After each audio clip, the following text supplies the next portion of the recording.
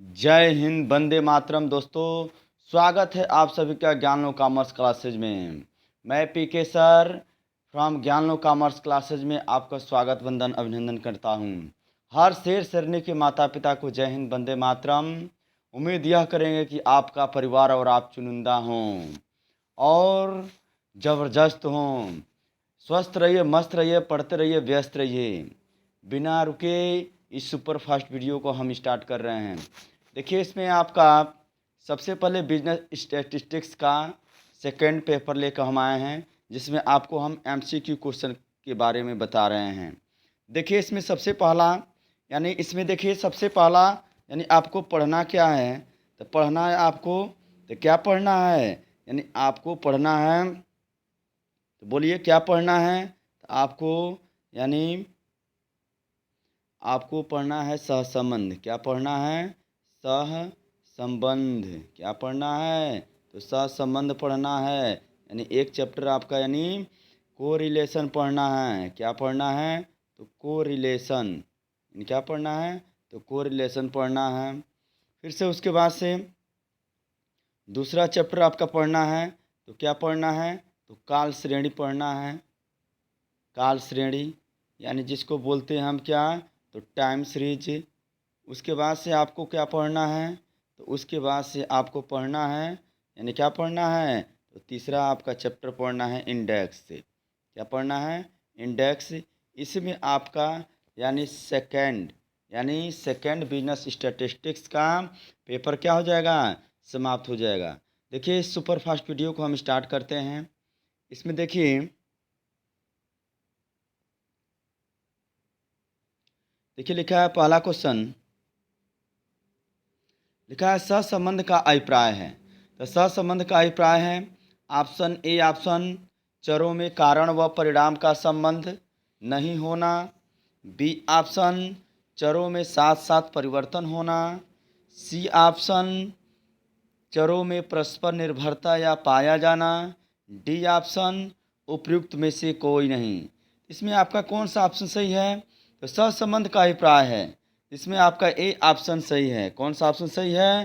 तो इसमें आपका ए ऑप्शन सही है, चरों में कारण व परिणाम का संबंध नहीं होना। यही आपका ऑप्शन क्या होगा? तो यही आपका ऑप्शन सही होगा, ए ऑप्शन सही है। अगला है सर्वप्रथम सहसंबंध मूल तत्वों। तो देखिए, इसमें सबसे पहले आप सहसंबंध के बारे में आपको हम कुछ बता रहे हैं। सहसंबंध होता क्या है? सहसंबंध। तो इसमें देखिए कोरिलेशन, कोरिलेशन होता क्या है? तो कोरिलेशन होता क्या है?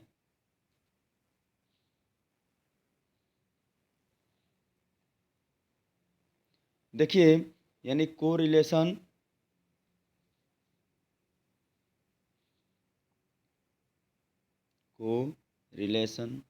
तो देखिए, कोरिलेशन को हम बोलते हैं, क्या बोलते हैं? तो सहसंबंध बोलते हैं। सहसंबंध से आशय जब दो चरों में परिवर्तन होता है। क्या होता है? जब दो चरों में क्या होता है? तो परिवर्तन होता है, कन्वर्जन होता है। कन्वर्जन। जैसे एक्स चर में परिवर्तन से वाई चर क्या होता है? परिवर्तित होता है। और वाई चर में परिवर्तन से आपका एक्स चर क्या होता है? परिवर्तन होता है। तो इन दोनों चरों में जो परिवर्तन के मध्य जो संबंध पाया जाता है, उसी संबंध को क्या बोलते हैं? तो उसी संबंध को आप बोलते हैं, तो क्या बोलते हैं? तो कोरिलेशन बोलते हैं, सहसंबंध बोलते हैं। जैसे जैसे आपका है, जैसे आपका जैसे मान लीजिए आय है। आय में जैसे मान लीजिए आय है, आय में क्या हो सकता है आपका? आय, जैसे मान लीजिए आय है, और आय उसके बाद से आपका क्या है? उपभोग। जैसे मान लीजिए एक व्यक्ति है, तो एक व्यक्ति की आय क्या? तो आय बढ़ेगी, प्लस होगी, तो उपभोग भी क्या करेगा? बढ़ा देगा। जैसे आय कम होगी माइनस होगी, उपभोग भी क्या करेगा? घटा देगा। तो देखिए, जो सहसंबंध होता है कई प्रकार का होता है, जिसमें आपका धनात्मक सहसंबंध होता है, ऋणात्मक सहसंबंध होता है, यानी धनात्मक सहसंबंध क्या होता है? तो धनात्मक सहसंबंध को बोलते हैं यानी पॉजिटिव कोरिलेशन। तो धनात्मक सहसंबंध होता क्या है? तो जब परिवर्तन यानी दो मत पदमालाओं में यानी एक ही दिशा में होता है, यानी परिवर्तन क्या हो? एक ही दिशा में हो, तो उसे हम क्या बोलते हैं? धनात्मक। जैसे आपका आय बढ़ेगा तो उपभोग क्या करेंगे? तो बढ़ाएंगे। और इसके यानी विपरीत जब आय कम होगा करेंगे, यानी अपना उपभोग कम करेंगे। तो यह आपका कौन सा सहसंबंध होता है? यह आपका सहसंबंध होता है, जैसे मान लीजिए किसी वस्तु की मांग में वृद्धि के साथ साथ यानी जब मांग बढ़ेगा तो उसके वस्तु का मूल्य क्या होगा? बढ़ जाएगा। तो वह आपका कौन सा सहसंबंध होता है? तो वह आपका धनात्मक सहसंबंध होता है। धनात्मक सहसंबंध का दूसरा नाम क्या है? तो धनात्मक सहसंबंध का दूसरा नाम यानी अनुलोम सहसंबंध होता है। क्या होता है? अनुलोम सहसंबंध होता है। इसके विपरीत यानी जब दो पदमालाओं में एक ही दिशा में परिवर्तन यानी न होकर विपरीत दिशाओं में होते हैं, उन्हें हम क्या बोलते हैं? उन्हें ऋणात्मक परिवर्तन कहते हैं। जैसे जैसे मान लीजिए आपका यानी पूर्ति की वृद्धि के साथ साथ यानी मूल्य क्या क्या घट जाना, यह आपका क्या होता है? तो यह आपका ऋणात्मक सहसंबंध होता है। उसके बाद से आपका सहसंबंध है, अगला है दूसरा प्रकार में आपका रेखीय सहसंबंध। क्या है? रेखीय और अरेखीय सहसंबंध। तो रेखीय सहसंबंध क्या होता है? अरेखीय सहसंबंध क्या होता है? और वक्र रेखीय सहसंबंध क्या होता है? तीनों को आप समझेंगे। यानी रेखीय सहसंबंध क्या होता है? तो रेखीय सहसंबंध से ऐसे सहसंबंध से है जब दो चरों में परिवर्तन का अनुपात अस्थायी रूप में यानी समान होता है, अर्थात जब दो चरों में विचरण का अनुपात सदैव एक सा हो, तो उस संबंध को क्या बोलेंगे? तो उस संबंध को रेखीय सहसंबंध बोलेंगे। उसके बाद से आपका जब यानी इस प्रकार के सहसंबंध यानी भौतिक तथा गणित विज्ञानों में पाए जाते हैं, सामाजिक तथा आर्थिक क्षेत्रों में ये संभव नहीं होते हैं। जैसे मान लीजिए किसी कारखाने में क्या होता है? तो मजदूरों की संख्या दुगना कर देने पर उत्पादन भी क्या होता है? यानी दुगना हो जाता है। यानी ये क्या है? सीधा संबंध है, यानी रेखीय सहसंबंध है। उसके बाद से जब परिवर्तन का अनुपात यानी अस्थायी रूप में यानी समान नहीं रहता है, तो उसे हम क्या बोलते हैं? अरेखीय बोलते हैं, यानी वक्र रेखीय बोलते हैं। यानी परिवर्तन क्या? परिवर्तन यानी उल्टा पुल्टा यानी इधर उधर होता है, तो आपका वक्र रेखीय सहसंबंध होता है। उसके बाद से तीसरा सहसंबंध है आपका, तो तीसरा सहसंबंध क्या है? तो तीसरा सहसंबंध है आपका यानी क्या है? तो सरल या बहुगुणी सहसंबंध, यानी सरल बहुगुणी और आंशिक सहसंबंध। तो सरल बहुगुणी एवं आंशिक सहसंबंध होता क्या है? तो जब दो चल मूल्यों के बीच में पाए जाने वाले सहसंबंध को यानी क्या बोलते हैं? तो सरल सहसंबंध बोलते हैं। और जब दो से अधिक चल मूल्य होते हैं तो कौन सा सहसंबंध होता है? तो बहुगुणी सहसंबंध होता है। यह आपका क्या होता है? यानी बहुगुणी सहसंबंध होता है। और आंशिक सहसंबंध तब होता है जब दो से अधिक चल मूल्यों का अध्ययन किया जाता है, परंतु अन्य चल मूल्यों के प्रभाव को स्थिर रखकर केवल दो चल मूल्यों को सहसंबंध निकाला जाता है, उसे आंशिक सहसंबंध कहते हैं। तो आपको सहसंबंध यानी सहसंबंध से आप क्या समझते हैं? तो सहसंबंध यानी दो चरों के मध्य क्या होता है? संबंध को व्यक्त करता है, उसे सहसंबंध कहते हैं। तो सहसंबंध में यानी आपको प्रकार बताए हैं, यानी पहला धनात्मक और ऋणात्मक सहसंबंध, दूसरा रेखीय अरेखीय और वक्री रेखीय सहसंबंध, तीसरा सरल बहुगुणी और आंशिक सहसंबंध। उसके बाद से देखिए सहसंबंध ज्ञात करने की विधियाँ। तो देखिए दोस्तों, यानी सहसंबंध ज्ञात करने की विधियाँ में आपको दो विधि पढ़ना है। तो क्या पढ़ना है? तो आपको पढ़ना है, पहला पढ़ना है क्या? पहला आपको पढ़ना है कार्ल पियर्सन। क्या पढ़ना है? तो कार्ल पियर्सन, यानी कार्ल पियर्सन का यानी क्या? तो कार्ल पियर्सन का सहसंबंध। इसके बाद से देखिए दूसरा पढ़ना आपका किसका पढ़ना है? तो स्पीयरमैन का। किसका? तो स्पीयरमैन का यानी सहसंबंध गुणांक पढ़ना है। तो कार्ल पियर्सन का सहसंबंध गुणांक और स्पीयरमैन का सहसंबंध गुणांक इसमें सबसे पहले कार्टेशियन के सहसंबंध गुणांक में आप क्या करते हैं, इसमें देखिए आर निकालने के लिए यानी सूत्र का प्रयोग किया जाता है। तो किस सूत्र का प्रयोग किया जाता है, तो आर निकालने के लिए यानी सहसंबंध को आर से व्यक्त करते हैं, यानी आर बराबर यानी कई सूत्रों के कई मेथड्स के माध्यम से हम क्या करते हैं, तो को रिलेशन को निकालते हैं। तो इसमें आपका सूत्र होता है यानी सिग्मा डी एक्स और d y, sigma d x और डी वाई अपान यन, इससे अपान यानी स्टैंडर्ड डेविएशन एक्स और स्टैंडर्ड डेविएशन वाई, या इसको लिख सकते हैं आप यानी sigma d x d y upon n into standard deviation x into standard deviation y. यह आपका सहसंबंध गुणांक निकालने की सहसंबंध निकालने की कौन सा विधि है, यह आपका सहसंबंध निकालने की कौन सा विधि है, तो प्रत्यक्ष विधि है यानी डायरेक्ट मेथड। डायरेक्ट मेथड में इस सूत्र का प्रयोग करके आप क्या कर सकते हैं, तो सहसंबंध ज्ञात कर सकते हैं। देखिए एक होता है डायरेक्ट मेथड में ही सरल सहसंबंध। तो सरल सहसंबंध क्या होता है, तो सरल सहसंबंध में जैसे मान लीजिए सरल सहसंबंध क्या है, तो सरल सहसंबंध, तो सरल सहसंबंध यानी प्रत्यक्ष विधि में क्या होता है, तो उसके लिए सूत्र का हम प्रयोग करते हैं जो सबसे आसान सूत्र है।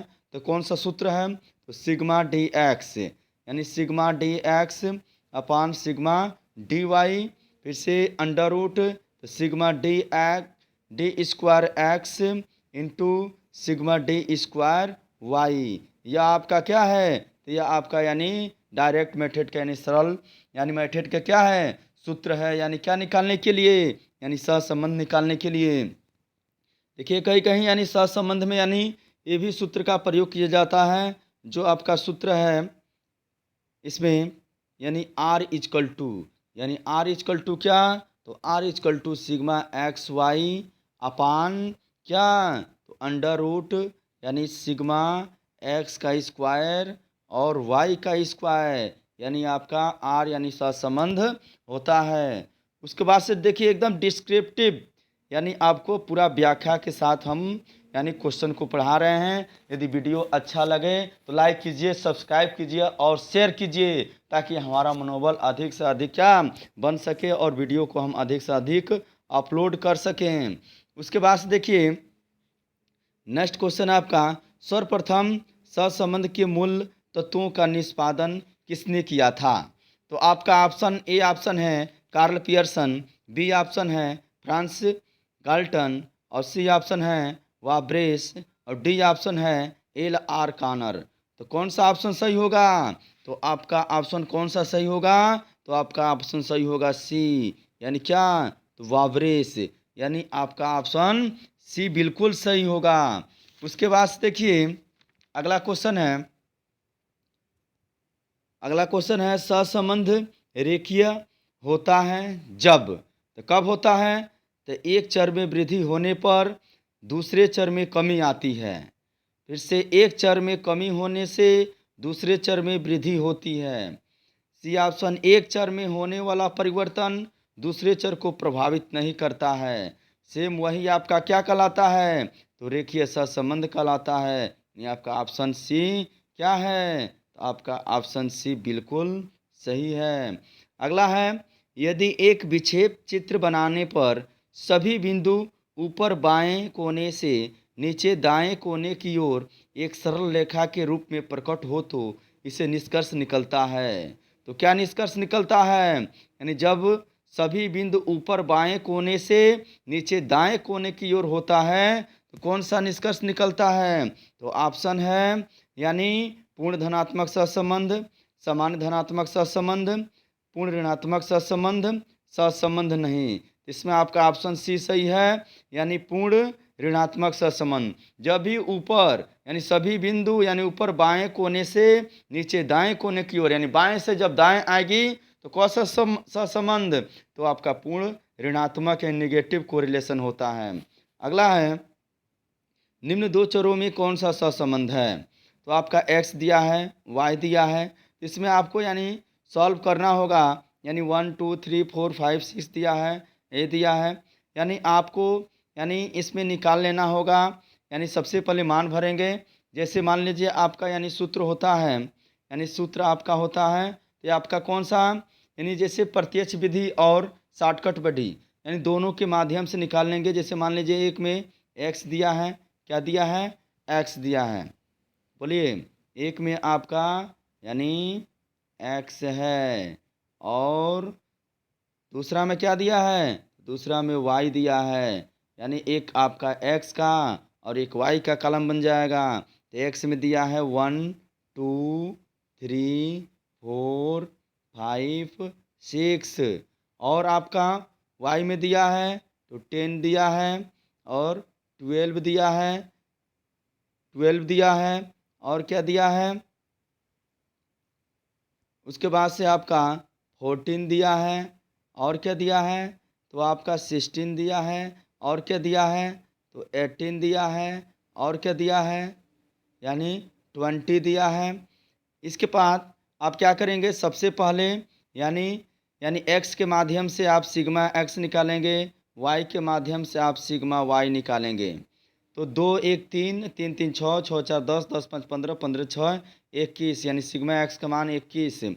इसमें दो दो इसमें 2 और 4 6 6 6 12 12 8 20, और 20 का जीरो, उसके बाद से 1 1 2 2 20 का जीरो, 2 1 3 3 1 4 4 1 5 5 1 6 6 1 7, और 7 2 9, यानी सिग्मा एक्स का मान यानी आपका आया 21, और सिग्मा वाई का मान 90। संख्या कितनी है, तो 6 है। यानी आप वहाँ पर यानी किस सूत्र का प्रयोग करेंगे, देखिए इसमें कार्ल पियर्सन का सहसंबंध निकालने के लिए सबसे पहले एक्स बार निकालते हैं। तो एक्स बार के लिए सूत्र हो जाएगा सिग्मा एक्स अपान एन, यानी आपका क्या हो जाएगा, तो सिग्मा एक्स, तो सिग्मा एक्स कितना दिया है, तो सिग्मा एक्स दिया आपका 21, क्या दिया है 21, अपान एन, यानी एन या तीन, टोटल संख्या कितना दिया है, तो टोटल संख्या यानी 6 दिया है। यानी आपका 6 18, यानी आपका यानी डायरेक्ट मेथड से न लगकर या आपका किस मेथड से लगेगा, यानी आपका शॉर्टकट मेथड से लगेगा।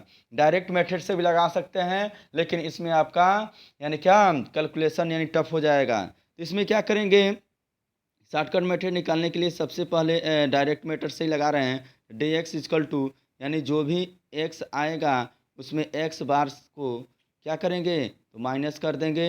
उसके बाद से आपका कॉलम हो जाएगा, यानी डी एक्स में से एक्स मान लीजिए आपका यानी एक्स मान लीजिए आ गया एक्स बार, यानी मान लीजिए 3 आ गया, तो क्या करेंगे, प्रत्येक आइटम में से 3 घटाते जाएंगे, इसमें आपका लिखते जाएंगे, तो ये आपका हो जाएगा। उसके बाद से फिर से वाई से, तो वाई से आप डी वाई निकाल लेंगे, डी वाई के लिए वाई माइनस यानी वाई बार हो जाएगा। उसके बाद से जब हो जाएगा तो इस सिग्मा डी एक्स में और डी वाई में गुणा करा देंगे, और उसके बाद से नीचे उसको जोड़ देंगे, तो sigma d x d y हो जाएगा। और उसके नीचे यानी उसके नीचे ये आपका डी एक्स है और डी वाई है, तो इसके बाद एक कॉलम बनेगा डी स्क्वायर एक्स का, और डी वाई के बाद डी स्क्वायर वाई का। उसके बाद से आप सूत्र में प्रयोग कर दीजिएगा, यानी इस सूत्र का प्रयोग करते हुए तो सिग्मा डी एक्स और d y upon under root यानी sigma d square x into sigma d square y, sigma d square y, यानी इसके माध्यम से आप क्या कर लेंगे, यानी क्वेश्चन को सॉल्व कर लेंगे, आपका आंसर आ जाएगा क्या, तो आपका आंसर यानी ए ऑप्शन सही हो जाएगा -1। अगला है कार्ल पियर्सन के सहसंबंध गुणांक का सूत्र है।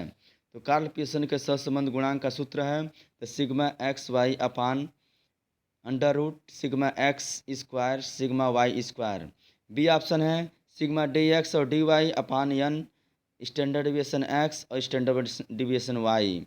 इसमें आपका सी ऑप्शन है covariance upon standard deviation x into standard deviation y, और डी ऑप्शन है सभी, यानी इसमें आपका क्या, इसमें आपका सभी ऑप्शन क्या हैं, सही हैं। अगला है पूर्ण ऋणात्मक सहसंबंध सदैव होता है। तो आपका पूर्ण ऋणात्मक सहसंबंध होता है तो क्या होता है, तो आपका ऑप्शन यानी ए सही है, यानी -1 होता है।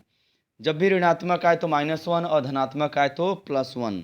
अगला है एक्स तथा वाई के बीच सहसंबंध गुणांक प्रत्यक्ष समानुपाती होता है। तो ए ऑप्शन है एक्स के प्रमाण विचलन का, बी ऑप्शन है वाई के प्रमाण विचलन का, सी ऑप्शन है एक्स तथा वाई के बीच सहविचरण का, डी ऑप्शन है ए तथा बी दोनों। तो आपका ऑप्शन कौन सा सही है, तो आपका ऑप्शन यानी एक्स तथा वाई के बीच सहविचरण वाला सही है। 9वां क्वेश्चन है कार्ल पियर्सन सहसंबंध गुणांक के संदर्भ में कौन सा कथन सत्य है? तो ए ऑप्शन है इसकी सीमाएं -3 तथा +1 के बीच होता है। बी ऑप्शन है यह तभी प्रकलित किया जा सकता है जबकि दोनों चर एक ही इकाई में हो। सी ऑप्शन है इकाई वही होती है जो दोनों चरों की होती है। डी ऑप्शन है इसकी सीमाएं -1 और +1 होती है। ये बिल्कुल आपका ये डी ऑप्शन सही है। अगला है 10वां नंबर क्वेश्चन है कार्ल पियर्सन का सहसंबंध गुणांक स्वतंत्र होता है। तो ए ऑप्शन है केवल मूल बिंदु के परिवर्तन से। बी ऑप्शन है केवल पैमाने के परिवर्तन से। सी ऑप्शन है मूल बिंदु और पैमाने दोनों के परिवर्तन से। डी ऑप्शन है इनमें से कोई नहीं। यानी इनमें से आपका यानी कौन सा ऑप्शन सही है? तो सी ऑप्शन सही है। यानी मूल बिंदु और पैमाने दोनों के परिवर्तन वाला ऑप्शन क्या है? सही है। सहसंबंध के गुणांक की सीमाएं हो सकती हैं। तो क्या हो सकती हैं? ए ऑप्शन है आर प्लस माइनस यानी संभाव्य विभ्रम। बी ऑप्शन आर +-2 संभाव्य विभ्रम। सी ऑप्शन है आर +-3 संभाव्य विभ्रम। डी ऑप्शन है आर +-4 संभाव्य विभ्रम। यानी आपका ऑप्शन कौन सा सही है? आपका ऑप्शन ए सही है। अगला है यदि r = 0.99 तथा कमा n = 11 तो संभाव्य विभ्रम होगा। तो संभाव्य विभ्रम के लिए देखिए दोस्तों कौन सा सूत्र का प्रयोग करेंगे? देखिए संभाव्य विभ्रम के लिए हम आपको बताए थे। यानी संभाव्य विभ्रम के लिए क्या होता है? तो संभाव्य विभ्रम के लिए सूत्र होता है यानी यस ई। देखिए एक होता है स्टैंडर्ड एरर्स, उसमें आपका सूत्र होता है 1 - r² यानी √n। यानी ये आपका प्रमाव्य भ्रम होता है। और एक होता है संभाव्य भ्रम जिसको पीई बोलते हैं यानी एरर्स, जिसके लिए सूत्र होता है आपका यानी 0.6745 √1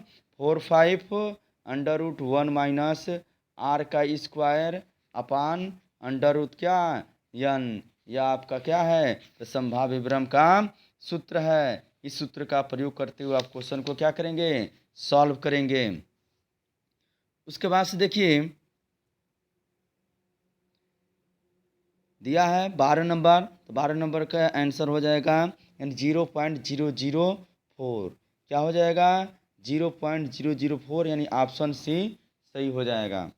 अगला है संभाव्य विभ्रम तथा प्रमाप विभ्रम में कौन संबंध सत्य है? तो ऑप्शन है संभाव्य विभ्रम 2 प्रमाप विभ्रम का। बी ऑप्शन है संभाव्य विभ्रम = 3/2 यानी प्रमाप विभ्रम। सी ऑप्शन है संभाव्य विभ्रम = 4/5 प्रमाप विभ्रम। और डी ऑप्शन है इनमें से कोई नहीं। यानी आपका ऑप्शन कौन सा सही है? तो आपका ऑप्शन ए बिल्कुल सही है। अगला है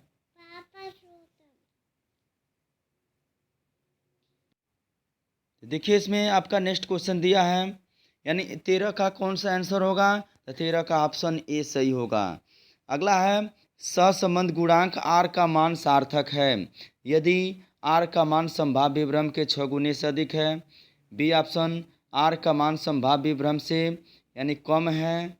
और सी ऑप्शन यानी r का मान संभाव्य विभ्रम से यानी 6 गुने से कम है परंतु 3 गुने से अधिक हो।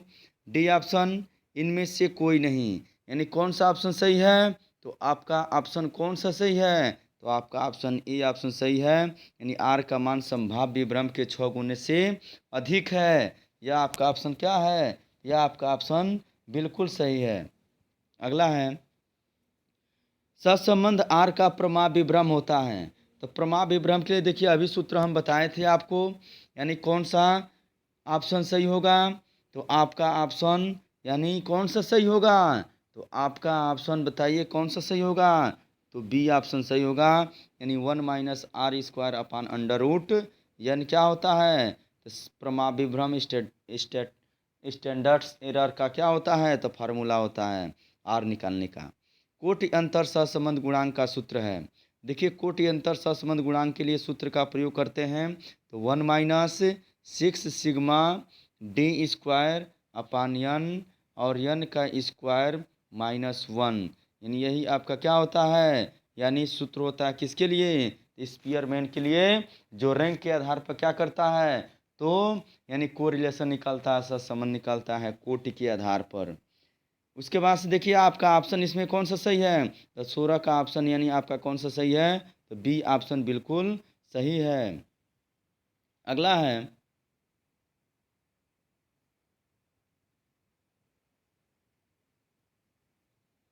अगला है देखिए, यानी यदि covariance under root x comma y is equal to 36, standard square x is equal to 16, standard y is equal to 81 हो तो आर एक्स वाई का मान होगा। तो आर एक्स वाई का मान क्या होगा, तो आपका ऑप्शन यानी ए सही है, 1 होगा। बी है सत्य और असत्य कथन चुनिए। तो इसमें देखिए सत्य और असत्य कथन बस चुनना है। तो आपका पहला क्वेश्चन दिया है, यदि दो चरों में सहसंबंध गुणांक शून्य हो तो इसका अर्थ यह नहीं है कि चर असंबंध है, यानी बिल्कुल क्या है, यह आपका पहला ऑप्शन गलत है। अगला है, यदि x तथा y चरों के बीच सहसंबंध गुणांक शून्य है तो एक्स स्क्वायर तथा वाई स्क्वायर में भी सहसंबंध का गुणांक क्या होगा, शून्य होगा। यह भी आपका ऑप्शन बिल्कुल सही है। अगला है शिव तीसरा क्वेश्चन, यदि दो श्रेणियों में एक समान दिशा में परिवर्तन हो रहा हो तो वो कौन सा है, कौन सा सहसंबंध है, तो आपका यानी धनात्मक सहसंबंध है, यानी बिल्कुल सही है। अगला है, यदि एक्स श्रेणी स्थिर है और वाई श्रेणी लगातार बढ़ रही है तो कौन सा सहसंबंध है, ऋणात्मक सहसंबंध है, तो बिल्कुल सही है। अगला है, कार्ल पियर्सन का सहसंबंध गुणांक ±1 से अधिक हो सकता है, यानी आपका बिल्कुल क्या है, तो गलत है, यानी ±1 से अधिक नहीं हो सकता है। पूर्ण सहसंबंध होता है तो +-1 होता है, यानी बिल्कुल सही है। सहसंबंध गुणांक की सीमाएं 0 से 1 होती है, यानी आपका ऑप्शन बिल्कुल गलत है क्योंकि +-1 होता है। आर के मूल्य की निश्चित सीमाएं होती हैं, यह आपका बिल्कुल सही है। अगला है, आर के मूल्य की कोई निश्चित सीमाएं नहीं होती हैं, ये क्या है, गलत है। अगला है, यदि आर ऋणात्मक है तो दोनों चर घटते हुए होते हैं, यानी यह आपका ऑप्शन बिल्कुल गलत है। रैंक सहसंबंध गुणांक स्पीयरमैन द्वारा विकसित किया गया। तो रैंक का मतलब क्या, तो कोटि सहसंबंध गुणांक, तो बिल्कुल सही, ये आपका स्पीयरमैन द्वारा क्या है, यानी विकसित किया गया है। तो आपका ऑप्शन क्या है, तो आपका ऑप्शन बिल्कुल सही है। अगला है, सहसंबंध गुणांक वास्तव में सहविचरण के माप का गुणांक है, तो यह आपका ऑप्शन बिल्कुल सही है। अगला है, संभाव्य विभ्रम प्रमाप विभ्रम का 2/3 होता है, तो यह आपका ऑप्शन क्या है, तो बिल्कुल सही है। अगला है, यदि संभाव्य विभ्रम का मूल्य सहसंबंध गुणांक से अधिक है तो सहसंबंध अर्थपूर्ण है, यानी यह आपका ऑप्शन बिल्कुल गलत है। अगला है, रेखीय सहसंबंध अधिकतर आर्थिक व सामाजिक क्षेत्रों में पाया जाता है। तो क्वेश्चन बना सकता है कि रेखीय सहसंबंध कहाँ पाया जाता है, तो आर्थिक और सामाजिक क्षेत्रों में पाया जाता है, यह आपका ऑप्शन क्या है, तो बिल्कुल गलत है। अगला है, कारण एवं परिणाम का सदैव अर्थ है सहसंबंध का पाया जाना, यानी यह आपका ऑप्शन क्या है, तो बिल्कुल सहसंबंध सही है। अगला है, सहसंबंध सदैव अर्थ है कारण और परिणाम का होना, ये आपका ऑप्शन क्या है, यानी गलत है। अगला है, मान लीजिए खाली स्थान से भी क्वेश्चन बना सकता है। खाली स्थान जैसे मान लीजिए हो, उसमें क्वेश्चन आपका बना सकता है मल्टीपल चॉइस का भी, कि सहसंबंध यानी चरों के बीच यानी निर्धारित किया जाता है। तो क्या निर्धारित करता है, तो रेखीय सहसंबंध निर्धारित करता है। क्या निर्धारित करता है, तो आपका रेखीय सहसंबंध, यानी इसमें भरेंगे क्या, तो रेखीय सहसंबंध निर्धारित करता है। क्या निर्धारित करता है, तो रेखीय सहसंबंध निर्धारित करता है। अगला है, वस्तुओं की कीमत और उनकी मांग में यानी सहसंबंध होता है। तो कौन सा सहसंबंध होता है, तो कीमत और उसकी मांग में हमेशा कौन सा सहसंबंध होता है, तो आपका ऋणात्मक सहसंबंध होता है, यानी आपका आंसर होगा क्या, ऋणात्मक सहसंबंध होता है। यानी अगला, आर का मान सार्थक होता है यदि वह संभाव्य विभ्रम का होता है तो कितना होता है, तो 6 गुना होता है। कितना होता है, तो 6 गुना जब होगा तो वह क्या होता है, सार्थक होता है। अगला है पियर्सन सहसंबंध गुणांक सहसंबंध एक उपयुक्त माप है यदि x तथा y के बीच हो तो क्या हो, तो x y के बीच क्या हो, तो रेखीय सहसंबंध हो। क्या हो, तो रेखीय सहसंबंध इनलाइनर कोरिलेशन हो। अगला है सहसंबंध का सर्वप्रथम विचार किसके द्वारा किया गया, तो किसके द्वारा किया गया, तो ब्रॉबेस द्वारा किया गया। यानी सहसंबंध का विचार किसके द्वारा किया गया, तो ब्रॉबेस यानी ब्रॉबेस द्वारा किया गया, यानी ऑप्शन होगा ब्रॉबेस होगा। अगला है S E is equal to 1 - r upon क्या होगा, तो अपान अभी बताए हैं, यानी क्या होगा, तो 1 - r इजकल टू क्या, अंडर रूट यन वाला ऑप्शन क्या है, तो बिल्कुल सही है, यानी यहाँ पे यन भरेंगे। क्या भरेंगे, तो यन भरेंगे। अगला है यानी r equal to covariance into यानी x y is equal to x y upon यानी क्या भरेंगे इसमें, इसमें आपका यानी हो जाएगा स्टैंडर्ड डेविएशन एक्स, यानी एक्स का प्रमाण विचलन और स्टैंडर्ड डेविएशन वाई का प्रमाण विचलन ऊपर हो जाएगा कोव यानी एक्स वाई, यानी यह आपका क्या होता है, यह आपका सूत्र होता है यानी आर निकालने के लिए। अगला है यदि दोनों चरों में परिवर्तन विपरीत दिशा में हो तो उस सहसंबंध को बोलते हैं। तो जब देखिए दोस्तों विपरीत दिशा में हो तो कौन सा सहसंबंध, तो अभी बताए हैं मांग और कीमत वाला सहसंबंध यानी क्या है, तो विपरीत है। तो कौन सा सहसंबंध है, तो ऋणात्मक सहसंबंध है। यानी कौन सा सहसंबंध है, तो ऋणात्मक सहसंबंध है। नेक्स्ट है यदि दो चरों के बीच सहसंबंध पाया जाता है परंतु कारण परिणाम संबंध नहीं है तो उस सहसंबंध को यानी कहते हैं, तो उस सहसंबंध को यानी क्या कहते हैं, तो उस सहसंबंध को हम क्या बोलते हैं, तो उस सहसंबंध को हम निरर्थक सहसंबंध बोलते हैं। क्या बोलते हैं, तो निरर्थक सहसंबंध बोलते हैं, यानी जिसका कोई भी अर्थ न निकले। अगला है नेक्स्ट एंड देखिए आपका सूचकांक चैप्टर, तो सूचकांक चैप्टर जिसको आप इंडेक्स बोलते हैं, क्या बोलते हैं दोस्तों, तो इंडेक्स बोलते हैं। यानी आपका सूचकांक होता क्या है, तो सूचकांक से आशय यानी जब दो अवधियों के बीच क्या किया जाता है, यानी तुलनात्मक अध्ययन किया जाता है, उसे हम बोलते हैं, क्या बोलते हैं, उसे हम इंडेक्स बोलते हैं। यानी इंडेक्स क्या है, तो इंडेक्स आपका दो समयों अवधियों के बीच यानी तुलनात्मक क्या है, तो अध्ययन है। तो यह तुलना किसके आधार पर, यह तुलना आपका कीमत के आधार पर हो सकता है, मात्रा के आधार पर हो सकता है, उत्पादन के आधार पर हो सकता है, और किसके आधार पर हो सकता है, तो आपका मांग के आधार पर हो सकता है। यानी इनमें जो भी परिवर्तन यानी गत वर्ष और प्रीवियस वर्ष यानी करंट ईयर और प्रीवियस ईयर में जो भी चेंजिंग होता है वही आपका क्या होता है, तो इंडेक्स होता है। अगला है इसमें यानी क्वेश्चन दिया है एक सूचकांक आदर्श होता है यदि वह संतुष्ट करता है, तो क्या संतुष्ट करता है, तो आपका ऑप्शन दिया है ए केवल समय उत्क्रमता, बी केवल तत्व उत्क्रमता, सी यानी आपका दिया है क्या, इनमें से कोई नहीं, सॉरी ए और बी दोनों, डी इनमें से कोई नहीं, यानी आपका ऑप्शन यानी कौन सा सही है, तो आपका ऑप्शन यानी सी बिल्कुल सही है। यानी समय उत्क्रमता यानी टाइम यानी उत्क्रमता और तत्व रिवर्सल उत्क्रमता दोनों क्या करता है, तो संतुष्ट करता है।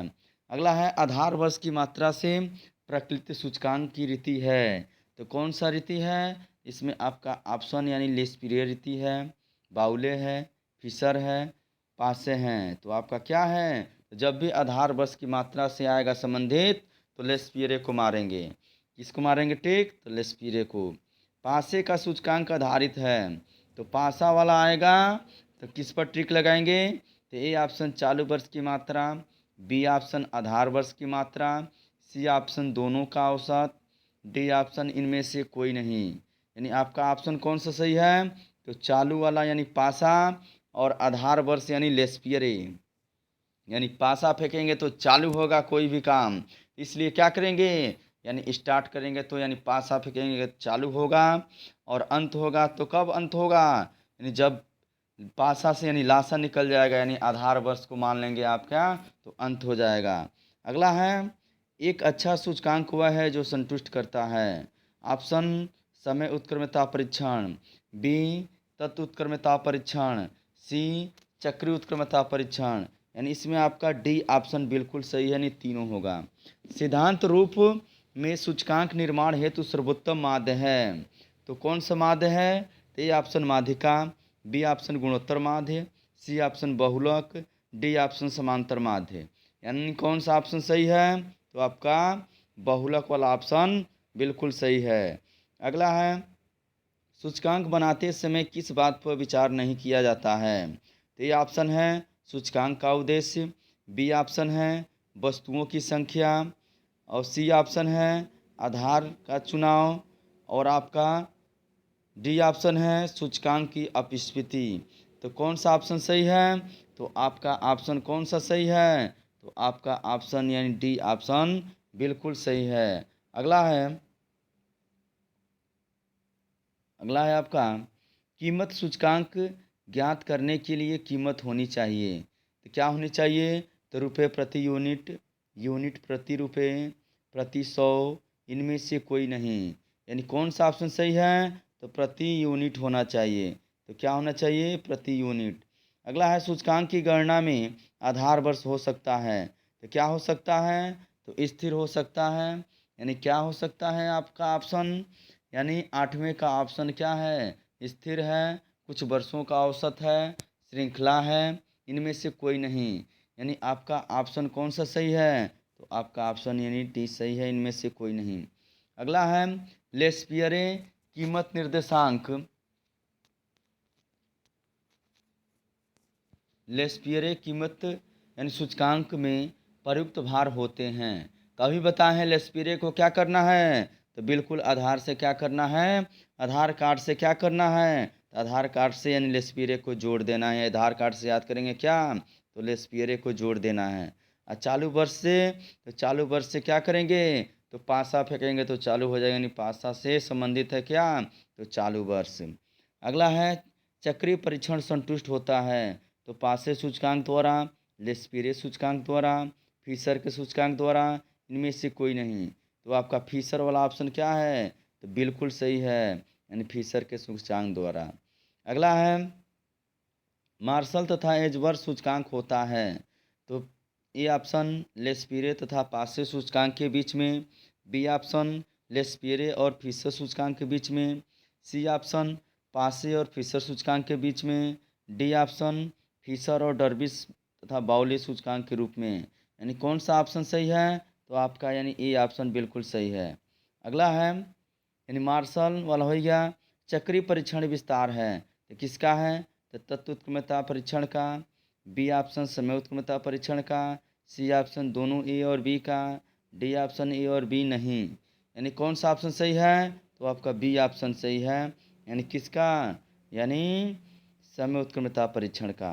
अगला है, P01 इक्वल टू होता है, तो सिग्मा P1 अपान P0 गुणे 100, यह सूत्र है। तो ए सरल समूही रीति विधि, बी भारित समूही विधि, सी भारित माध्य विधि, डी सरल माध्य कीमत विधि। तो कौन सा विधि सही है? तो आपका ऑप्शन यानी ए सही है, यानी सरल समूही विधि होता है। अगला है, यदि अगला क्वेश्चन है, यदि लेस्पियरे सूचकांक 121 तथा फिशर सूचकांक 132 है, तो पासे का सूचकांक होगा। तो पासे का सूचकांक और लेस्पियरे का सूचकांक दोनों मिलाकर क्या होता है? तो फिशर का सूचकांक होता है। तो फिशर का सूचकांक तब F01 इक्वल टू होता है, तो क्या? तो दोनों यानी पासा, किसका? तो पासे का सूचकांक और किसका? तो यानी किसका सूचकांक? तो पासे का सूचकांक और आपका ऑप्शन दिया है यानी पासे का सूचकांक, और क्या दिया है, उपभोक्ता मूल्य सूचकांक के लिए कौन सा कथन सत्य है। इसमें देखिए आपका ऑप्शन,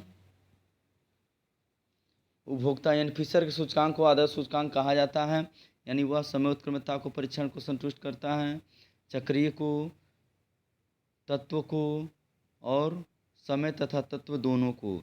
यानी इसमें आपका ऑप्शन कौन सा सही है, तो आपका ऑप्शन यानी डी बिल्कुल सही है। अगला है, पासे कीमत सूचकांक को भरांकित किया जाता है, तो अभी बताए हैं किससे भरांकित किया जाएगा, तो पासा यानी चालू, पासा फेंकेंगे तो क्या होगा, तो चालू होगा, यानी चालू वर्ष की मात्रा से क्या करेंगे, यानी व्यक्त करेंगे किसको, तो पासा को। अगला है, रहन सहन के स्तर में होने वाले परिवर्तन की माप की जाती है, तो किससे की जाती है, तो ए ऑप्शन है उपभोक्ता कीमत सूचकांक द्वारा, बी ऑप्शन है आयात मूल्यों सूचकांक द्वारा, सी ऑप्शन है निर्यात मूल्यों सूचकांक द्वारा, डी ऑप्शन है थोक मूल्यों सूचकांक द्वारा। यानी इसमें आपका कौन सा ऑप्शन सही है, इसमें आपका यानी ए ऑप्शन बिल्कुल सही है, यानी रहन सहन किसका मापेंगे, तो उपभोक्ता का मापेंगे, यानी कीमत द्वारा मापेंगे कि उपभोक्ता आखिर में क्या चाहता है, मात्रा बढ़ाना चाहता है कि घटाना चाहता है। अगला है, अगला है सूचकांक यानी इकाई, सूचकांक इकाई मुक्त है, यानी ये आपका ऑप्शन सही है कि गलत है, यानी आपका क्या है, यानी सूचकांक इकाई मुक्त है, यानी यह आपका ऑप्शन बिल्कुल सही है, यानी आपका ए ऑप्शन यानी बिल्कुल सही है। अगला है, सूचकांक आर्थिक बैरोमीटर होते हैं, यानी यह आपका क्या है, सूचकांक आर्थिक बैरोमीटर होते हैं, बिल्कुल सही है। तो भारी सूचकांक में सभी वस्तुओं को एक समान भार दिया जाता है, यानी यह आपका बिल्कुल गलत है क्योंकि अलग अलग होता है। अगला है, फिशर का आदर्श सूचकांक पासे तथा लेस्पेरे सूचकांक का समांतर माध्य है, यानी यह आपका ऑप्शन क्या है, यह आपका ऑप्शन क्या है, तो बिल्कुल गलत है। अगला है, फिशर का आदर्श सूचकांक चक्रीय परीक्षण को पूरा करता है, यह भी आपका ऑप्शन बिल्कुल क्या है, गलत है। अगला है, चक्रीय परीक्षण समय उत्क्रमता परीक्षण का ही एक विस्तार रूप है, यानी आपका ऑप्शन क्या है, तो बिल्कुल सही है। अगला है, मार्शल एजवर्थ सूचकांक समय उत्क्रमता परीक्षण संतुष्ट करता है, तो यह आपका ऑप्शन बिल्कुल सही है। अगला है, निर्देशांक तुलना योग्य नहीं है, यह आपका ऑप्शन क्या है, बिल्कुल गलत है। अगला है, सूचकांक निरपेक्ष परिवर्तनों का मापन करता है, तो यह आपका ऑप्शन क्या है, तो बिल्कुल गलत है। अगला है, फिशर का सूचकांक लेस्पीरे तथा पासे के सूचकांक का गुणोत्तर माध्य होता है, तो यानी आपका ऑप्शन बिल्कुल सही है, क्योंकि अंडर रूट में क्या करते हैं, यानी F01 इजकल टू होता है यानी P01, यानी P01 यानी पासा वाला और लेस्पीरे L0 जो भी हो, दोनों का मान गुणा करके यानी अंडर रूट में कर देते हैं, यानी गुणोत्तर माध्य होता है, तो गुणोत्तर माध्य हमेशा अंडर रूट में होता है। अगला है, रिक्त स्थानों की पूर्ति कीजिए। लिखा है पहला, आधार वर्ष का सूचकांक सदैव होता है, तो क्या होता है, तो हमेशा सदैव क्या मानते हैं, तो जब भी क्वेश्चन लगाते हैं तो आधार वर्ष का सूचकांक हमेशा क्या मानते हैं, तो 100 मानते हैं, यानी 100 वाला ऑप्शन सही होगा। अगला है, फिशर का आदर्श सूचकांक तथा डॉट डॉट यानी पासे के सूत्रों का गुणोत्तर माध्य है, यानी किसके सूत्रों का, तो पासे तथा यानी लेस्पियरे का, यानी इसमें आपका ऑप्शन क्या सही है, तो लेस्पियरे सही है। अगला है, सूचकांक को आर्थिक कहा जाता है, तो आर्थिक क्या कहा जाता है, तो आर्थिक आपका यानी बैरोमीटर कहा जाता है, क्या कहा जाता है, बैरोमीटर कहा जाता है, जहाँ भी बैरोमीटर देखेंगे यानी ऑप्शन को ठोक डालेंगे। अगला है, डार्विस एवं बाउले का सूचकांक यानी समांतर माध्य तथा पास, डार्विस एवं बाउले का सूचकांक यानी आपका ऑप्शन इन सम लेस्पियरे एवं पासे, लेस्पियरे एवं पासे के सूचकांक का क्या है, तो समांतर माध्य है, क्या है, समांतर माध्य है। अगला है, सूचकांक यानी प्रकार के औसत हैं, किस प्रकार के औसत हैं, तो आपका ऑप्शन यानी कौन सा सही होगा, यानी सूचकांक यानी किस प्रकार के औसत हैं, सूचकांक यानी विशिष्ट प्रकार के औसत हैं, यानी विशिष्ट उसमें भरा जाएगा, क्या भरा जाएगा, तो विशिष्ट भरा जाएगा। अगला है, अगला दिया है आपका, यानी पासे सूचकांक में चालू वर्ष को भरा भार माना गया है। तो क्या माना गया है? तो मामा भार माना गया है। क्या माना गया है? तो यानी मामा भार माना गया है। अगला है, यानी लेस्पेरे सूचकांक में यानी वर्ष की मात्रा को यानी भार माना गया है। तो लेस्पेरे अभी बताए हैं। तो लेस्पेरे यानी कब? तो आधार वर्ष को लेस्पेरे, और पासा को क्या करेंगे? तो पासा फेंकेंगे तो चालू होगा, और लासा निकल जाएगा क्या? तो गत वर्ष में। अगला, यानी फिशर का आदर्श सूत्र यानी परीक्षण को पूरा नहीं करता है। तो किसके परीक्षण को पूरा नहीं करता है? तो आपका चक्रीय परीक्षण को पूरा नहीं करता है। बाकी यानी किसको किसको पूरा कर देता है? तो समय और तत्व दोनों उत्क्रमता को परीक्षण को संतुष्ट कर देता है। अगला है उपनति, यानी देखिए आपका एक चैप्टर है उपनति यानी काल श्रेणी विश्लेषण में। तो इसमें देखिए सबसे पहले आप काल श्रेणी विश्लेषण का मतलब समझेंगे। काल श्रेणी विश्लेषण होता क्या है? इसमें देखिए काल श्रेणी विश्लेषण में भी यानी जिसको यानी काल श्रेणी विश्लेषण बोलते हैं, यानी काल श्रेणी यानी जिसको यानी टाइम सीरीज बोलते हैं। क्या बोलते हैं? तो टाइम सीरीज। क्या बोलते हैं? तो टाइम सीरीज बोलते हैं। तो टाइम सीरीज क्या होता है? तो टाइम सीरीज भी यानी निर्देशांक के जैसा ही टाइम सीरीज का भी यानी क्या होता है? रोल होता है। यानी इसमें भी यानी परिवर्तन होता है। यानी एक्स में वाई में क्या परिवर्तन होता है, यानी x के परिवर्तन से y में क्या परिवर्तन होता है, वह टाइम सीरीज कहलाता है। यह संख्यात्मक जिनका यानी क्या यानी काल श्रेणी या काल मानला के रूप में अध्ययन किया जाता है। यह समय यानी इकाई के रूप में, वर्ष के रूप में, आपका मात्रा के रूप में, और घंटा के रूप में यानी क्या तो व्यक्त किया जा सकता है। समय पर आधारित समंक समूह को ही क्या बोलते हैं? तो काल श्रेणी बोलते हैं। जहाँ समय आएगा वहाँ काल श्रेणी को क्या करेंगे? ठोक डालेंगे। जैसे मान लीजिए यानी यालुन चाउ ने क्या किया है? परिभाषित किया है कि एक काल श्रेणी के किसी आर्थिक चर अथवा आश्रित मिश्रित चर जिनका संबंध विभिन्न समय अवधियों से होता है और उनका अवलोकनों के समाकलन के रूप में परिभाषित किया जा सकता है। देखिए इसमें यानी काल श्रेणी के समंकों के विचरण के कई कारण होते हैं। इसमें कारणों को यानी अवयव का नाम भी दिया गया है, जिसमें आपका अवयव में है, अवयव में क्या है? तो आपका अवयव में एक पॉइंट है आपका यानी उपनति। क्या है? तो उपनति है। क्या है? तो उपनति यानी जिसको बोलते हैं ट्रेंड यानी उपनति। तो उपनति यानी ट्रेंड होता क्या है? यानी ट्रेंड। तो देखिए आपका ट्रेंड यानी दीर्घकालीन होता है। ट्रेंड क्या होता है? दीर्घकालीन होता है। इसको दीर्घकालीन प्रवृत्ति भी बोलते हैं। यानी काल श्रेणी में यानी दीर्घकाल में हुए नियमित परिवर्तन को ही हम क्या बोलते हैं? तो उपनति बोलते हैं। तो उपनति यानी बढ़ भी सकता है और घट भी सकता है और स्थिर भी रह सकता है।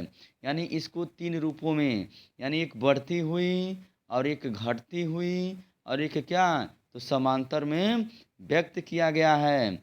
अगला है दूसरा। तो दूसरा तत्व क्या है? तो दूसरा तत्व आपका है दोस्तों क्या है? तो सामयिक परिवर्तन यानी सीजनल वेरिएशन। यानी क्या होता है? तो सामयिक परिवर्तन यानी सीजनल वेरिएशन। तो सीजनल वेरिएशन होता क्या है? तो दोस्तों यानी काल श्रेणी के परिवर्तन में जो वर्ष के अंदर में यानी पूरे परिवर्तन होते हैं उसे क्या बोलते हैं? तो सामयिक परिवर्तन बोलते हैं। यह आपका समय के आधार पर, जैसे मान लीजिए वर्ष, माह और सप्ताह और घंटे और दिन के आधार पर जो परिवर्तन होता है वही आपका सीजनल वेरिएंस होता है। यह कई कारणों से हो सकता है। जैसे मान लीजिए आपका प्राकृतिक कारण है। आपका प्राकृतिक कारण है यानी वह कारण जो प्रकृति द्वारा क्या उत्पन्न होता है। जैसे मानिए भूकंप के कारण, ओला के कारण, सूखा के कारण। अगला है दूसरा मनुष्य द्वारा निर्मित कारण। तो मनुष्य द्वारा निर्मित कारण ऐसे कारण जो मनुष्य द्वारा क्या बनाई जाती है। जैसे त्यौहार हुआ, विवाह हुआ, मेला हुआ, अवकाश हुआ, रीति रिवाज हुआ। जैसे मान लीजिए विवाह में और विवाह में आपका क्या होता है? तो सामान की यानी बिक्री बढ़ जाती है, यानी सामान ज़्यादा परचेजिंग करते हैं। अगला है आपका, जैसे मान लीजिए आपका प्राकृतिक यानी आपदा के कारण फसलों में क्या होती हैं यानी गिरावट आ जाती हैं, तो उनके मूल्य क्या हो जाते हैं? तो उनके मूल्य बढ़ जाते हैं। आपका यानी अगला है आपका चक्रीय उच्चावचन। चक्रीय उच्चावचन क्या होता है? चक्रीय उच्चावचन यानी चक्रीय उच्चावचन से आशय ऐसे उच्चावचन से है जिसको यानी सिलिकल फंक्चुएशन बोलते हैं, जिसको आप यानी चित्र के माध्यम से समझ सकते हैं। यानी इसको यानी ऐसे व्यक्त किया जाता है, यू आकार में होता है। तो यानी पहले अभिवृद्धि यानी जो होती है, अभिवृद्धि के बाद से यानी आपका ह्रास होता है, ह्रास के बाद से आपका अवसाद होता है, जब अवसाद होता है तो धीरे धीरे फिर से चक्रीय गति आती है। जब चक्रीय गति आती है तो उसके बाद से फिर से पुनरुत्थान होता है। क्या होता है दोस्तों? पुनरुत्थान होता है। यही आपका क्या है? चक्रीय परिवर्तन है। जैसे मान लीजिए एक मनुष्य क्या होता है? सबसे पहले गर्भावस्था होता है, उसके बाद शैशवावस्था होता है, उसके बाद से बाल्यावस्था होता है, उसके बाद से किशोरावस्था होता है, उसके बाद से यानी युवावस्था होता है, उसके बाद से प्रौढ़ावस्था हो जाता है, उसके बाद से पतनावस्था की ओर अमर हो जाता है। अगला है आपका अनियमित परिवर्तन। तो आपका यानी चौथा है अनियमित परिवर्तन। तो अनियमित परिवर्तन को हम बोलते हैं क्या? तो इर्रेगुलर परिवर्तन। तो इर्रेगुलर परिवर्तन क्या होता है? जो समय समय पर काल श्रेणी में होने वाले अनियमित यानी अपूर्वानुमानित परिवर्तन के कारण क्या होता है? जो भी परिवर्तन होता है अनियमित या दैव परिवर्तन कहलाता है। जैसे मान लीजिए तकनीकी विकास, युद्ध के कारण, बाढ़ के कारण, सूखा के कारण, भूकंप के कारण, औद्योगिक अशांति के कारण आदि के कारण ये उत्पन्न हो सकते हैं। उसके बाद से देखिए जैसे मान लीजिए आपका इसमें दो चीज़ होता है उपनति में। एक होता है आपका योगात्मक। क्या होता है? तो योगात्मक होता है। और एक होता है गुणात्मक। यानी योगात्मक और गुणात्मक निदर्श होते क्या हैं? तो योगात्मक और गुणात्मक निदर्श होते क्या हैं? तो सबसे पहले इसमें देखिए वाई। तो वाई इजकल टू क्या होता है? तो वाई इजकल टू यानी काल श्रेणी का समंक मूल होता है। यानी उसके बाद से टी इजकल टू क्या होता है? तो उपनति होता है यानी ट्रेंड होता है। और यस इजकल टू तो सीजनल होता है। सी इजकल टू तो साइक्लन होता है। और आर इजकल टू या आई इजकल टू क्या होता है? तो रेगुलर या इरेगुलर होता है। इस प्रकार जब जोड़ लगाएंगे यानी वाई इजकल टू यानी T plus yes plus C plus I, तो यह आपका कहलाएगा यानी योगात्मक। और जब इनमें क्या कर देंगे? गुणा कर देंगे यानी टी प्लस यस प्लस सी प्लस सॉरी सब में इनटू कर देंगे तो आपका क्या हो जाएगा? तो गुणात्मक मॉडल हो जाएगा। इस प्रकार आप भली भांति समझ गए होंगे कि योगात्मक और गुणात्मक होता क्या है। उसके बाद से सीधे हम क्वेश्चन पाते हैं। लिखा है आपका क्वेश्चन लिखा है काल श्रेणी की यानी उपनति से आशय है। तो उपनति से क्या आशय है? तो काल श्रेणी की दीर्घकालीन प्रवृत्ति से, काल श्रेणी के सभी मानों के माध्य से, काल श्रेणी की अल्पकालीन प्रवृत्ति से, इनमें से कोई नहीं। यानी आपका ऑप्शन यानी क्या सही है? तो आपका ऑप्शन यानी ए सही है। यानी दीर्घकालीन प्रवृत्ति से क्या होती है? तो दीर्घकालीन प्रवृत्ति वाला ऑप्शन क्या है? तो बिल्कुल सही है, उपनति से आशय है। अगला है आपका न्यूनतम वर्गीय उपनति समीकरण y is equal to a plus b x में यदि b का मान धनात्मक है तो यह दर्शाता है। तो जब धनात्मक होगा तो क्या दर्शाएगा? तो धनात्मक होगा तो दोस्तों यानी गिरती हुई उपनति दर्शाएगा। अगला है अल्पकालीन उच्चावचन कहा जाता है। तो अल्पकालीन उच्चावचन कहा जाता है तो मौसमी व चक्रीय परिवर्तन में मिलाकर, यानी आपका ए ऑप्शन सही है। अगला है काल श्रेणी का विश्लेषण करते समय कौन सा अवयव लुप्त नहीं किया जा सकता है? इसमें आपका ऑप्शन कौन सा सही है? इसमें बी ऑप्शन यानी अनियमित विचलन सही है। अगला है सरल माध्य विधि इसे प्रकलित करने में प्रयुक्त होती है। तो किसका प्रकलित करने में? तो प्रति मूल्य, चक्रीय विचलन, मौसमी सूचकांक, इनमें से कोई नहीं। यानी आपका ऑप्शन सी सही है यानी मौसमी विचलन। अगला है पद हरा से संबंधित है। तो किससे संबंधित है? तो आपका ऑप्शन है उपनति से, मौसमी विचरण से, चक्रीय उच्चावचन से, अनियमित से। तो जब भी ह्रास, अभिवृद्धि, मरण, पतन ये सब किस में होगा? तो चक्रीय में यानी साइकिल में होगा। काल श्रेणी का घटक है उपनति है, मौसमी परिवर्तन है, चक्रीय है, यानी सभी परिवर्तन हैं। अगला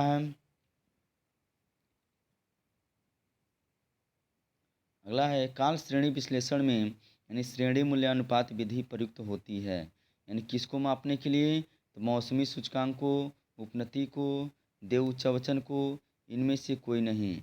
यानी आपका ऑप्शन कौन सा सही है? यानी आपका ऑप्शन यानी ई ऑप्शन सही है। अगला है यानी सत्य असत्य छांटिए। यानी काल श्रेणी में 4 यानी संगठक अंशों का सम्मिश्रण होता है, तो बिल्कुल सही है। 4 में क्या होता है? तो पहला ट्रेंड होता है, सीजनल होता है, आपका ये ट्रेंड हो गया, सीजनल हो गया, यानी आई या आर हो गया। उसके बाद से आपका क्या होता है? एक देखिए ट्रेंड हो गया, सीजनल हो गया, आई और आर हो गया। उसके बाद से एक सी होता है यानी साइकिल। अगला है यानी काल श्रेणी में वे परिवर्तन जो वर्ष के अंदर नहीं पूरे होते हैं सामयिक परिवर्तन कहलाते हैं। यानी ये आपका ऑप्शन क्या है? तो यह आपका ऑप्शन यानी बिल्कुल गलत है। क्या है? ये आपका ऑप्शन यानी बिल्कुल सही, यानी पहला आपका सही है, दूसरा गलत है। तीसरा आपका ऑप्शन दिया है काल श्रेणी की सहायता से आर्थिक एवं व्यावसायिक क्षेत्रों में होने वाले परिवर्तनों का अध्ययन किया जाता है। तो आपका ऑप्शन यानी तीसरा ऑप्शन क्या है? तो तीसरा ऑप्शन देखिए क्या है? तो तीसरा ऑप्शन यानी बिल्कुल सत्य है। अगला है न्यूनतम वर्ग वृद्धि का प्रयोग वृद्धि वक्रों के संयोजन में सहजता से किया जा सकता है। तो यह आपका ऑप्शन क्या है? तो यह आपका ऑप्शन बिल्कुल गलत है। देखिए इसमें न्यूनतम वर्ग वृद्धि में 2 विधि होती है, एक प्रत्यक्ष विधि होता है, एक लघुवृत्तीय विधि होता है। तो लघुवृत्तीय के लिए सूत्र होता है sigma y is equal to n a, यानी इसमें ए इजकल टू यानी सिग्मा वाई अपान यानी एन का प्रयोग करते हैं। इससे एक सूत्र होता है sigma x square is equal to b sigma x. इसमें बी निकालने के लिए क्या करते हैं? तो सिग्मा एक्स स्क्वायर में यानी सिग्मा एक्स से यानी भाग देते हैं। इस प्रकार ए और बी का मान निकल जाता है। उसके बाद से सूत्र में हम क्या करते हैं? तो सूत्र में हम यानी टी इजकल टू यानी ए प्लस बी एक्स यानी मान क्या करते हैं? तो भर देते हैं, तो आपका ट्रेंड निकल जाता है। अगला इसमें न्यूनतम वर्ग वृद्धि का प्रयोग वृद्धि वक्रों के संयोजन में सहजता से किया जा सकता है। यह आपका ऑप्शन क्या है? यह आपका ऑप्शन गलत है। अगला है न्यूनतम वर्ग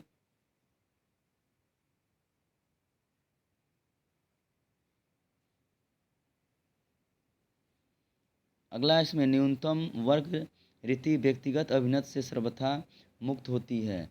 यह आपका ऑप्शन क्या है? तो यह आपका ऑप्शन यानी बिल्कुल सही है।